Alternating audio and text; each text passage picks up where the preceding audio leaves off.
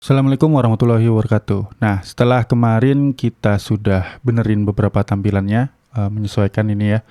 Nah, sekarang ada beberapa hal yang harus kita tambahkan. Ya, nggak esensial sebenarnya, cuman cukup membantu workflow ya. Nah, terus kemudian kita juga akan install dependensi-dependensi yang uh, kita butuhkan untuk mempermudah proses coding. Bukan dependensi ya, extension yang ada di Visual Studio Code. Nah, pertama biasanya itu saya akan tambahkan pet ya. Jadi di sini shell command install code command in pet. Jadi kita akan tambahkan seperti ini. Kemudian dia akan minta akses permission seperti ini ya. Oke, ditambahkan. Jadi itu gunanya apa? Jadi gunanya itu ketika kita buka di terminal seperti ini, kemudian misalnya saya buka seperti ini, CD project, lalu di sini ada freelance ya, CD freelance seperti ini. Pertama di sini saya tutup dulu, kemudian di sini saya bisa gunakan code titik seperti ini, maka dia akan membuka text editornya secara langsung. Kalau kita belum melakukan tadi, bisa jalankan seperti itu tadi supaya langsung bisa digunakan di shell atau terminal ya. Oke, berikutnya mungkin saya akan bahas tentang font. Nah, di sini untuk kemarin kita nggak bisa pakai Cascadia Code Light ya. Nah, itu kita bisa gunakan font weight atau property font weight di JSON, setting JSON ini ya. Nah, editor font weight. Nah, ini di sini sesuaikan aja. Kalau normal seperti ini tebel-tebel ya. Nah, saya itu lebih suka yang tipis-tipis ini. Lebih N aja kalau saya bacanya ya. Jadi lebih suka yang tipis-tipis. Jadi di sini saya atur ke 200 seperti itu. Oke, kemudian apalagi yang saya butuhkan?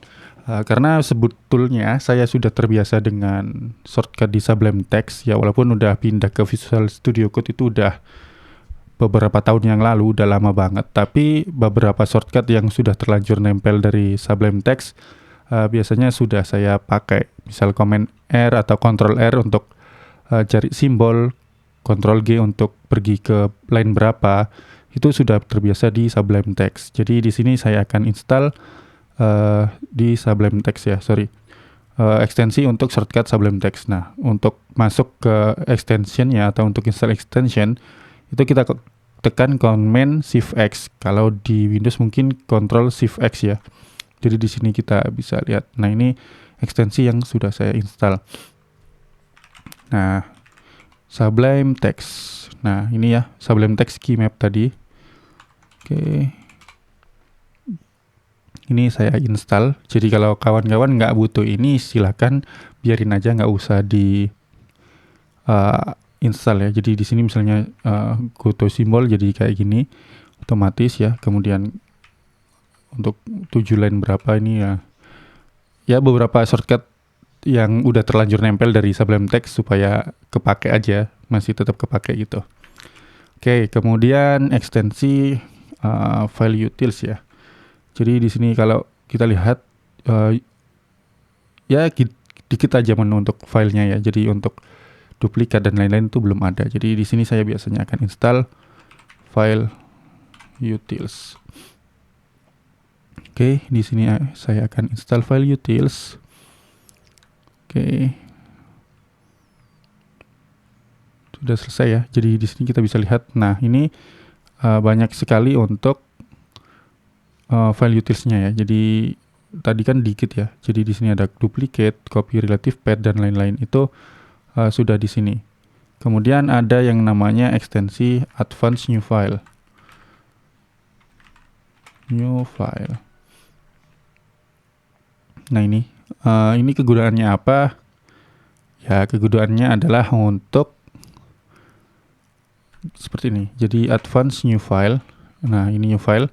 Jadi kita bisa di sini. Jadi kita nggak perlu pergi ke sidebar kanan ini atau kiri. Kalau kawan-kawan ditaruh di kiri, kemudian cari folder klik kanan. Tapi kita bisa cari di sini. Misal ke controller ya. Nah, ini. Kemudian di sini kita bisa buat filenya. File baru .php misal seperti itu. Jadi kita nggak perlu pegang mouse lagi, kita bisa buat di sini views misal. Nah, advanced new file views. Nah, seperti ini kita bisa bikin views di sini secara langsung tanpa harus pegang-pegang mouse seperti itu. Itu yang memudahkan aja. Jadi kalau kawan-kawan lebih suka yang mouseless atau yang nggak begitu banyak bersentuhan dengan mouse, bisa gunakan ini. Kemudian itu yang kita butuhin adalah Path Intelligence. Nah, ini untuk autocomplete path ya, biasanya untuk nambahin view atau apapun itu biasanya kita gunakan ini. Oke. Sepertinya ini aja untuk ekstensi general yang biasa saya gunakan atau ekstensi umum yang saya gunakan untuk mempermudah workflow saya di Visual Studio Code. Nah, nanti kita akan bahas ekstensi-ekstensi apa yang khusus untuk PHP developer atau Laravel developer secara spesifik di bagian berikutnya.